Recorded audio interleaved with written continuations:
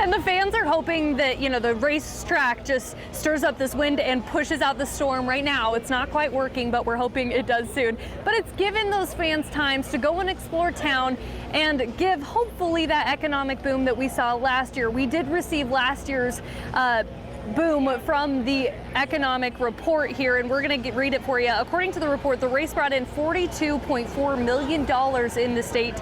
It created 625 jobs, which led to over $20 million in construction and infrastructure investment in Wilkes County, and it generated nearly $29 million in visitor spending. North of Wilkesboro Speedway is deeply rooted in the history of NASCAR.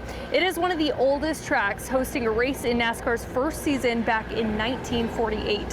From 1949 to 1996, the track held 93 Premier Series races.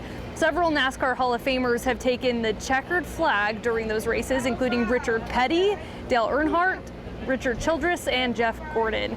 Now, Wilkes County was once known as the moonshine capital of the world, and that came to light during a historic discovery earlier this year right here at the Speedway. Now, crews were doing routine maintenance of the grandstands ahead of this week's race when they found cracks in the concrete.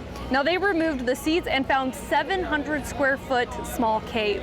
Now, the Speedway officials say they've heard about stories about how an old moonshine still was still operating under the grandstands.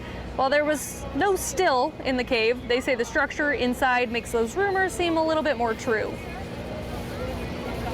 We got into the hole and actually started researching and looking. There was things underneath there that you normally wouldn't see underneath just a dirt filled bank that concrete's on. There's some columns, there's a back wall. Those things make those stories start to come into fruition.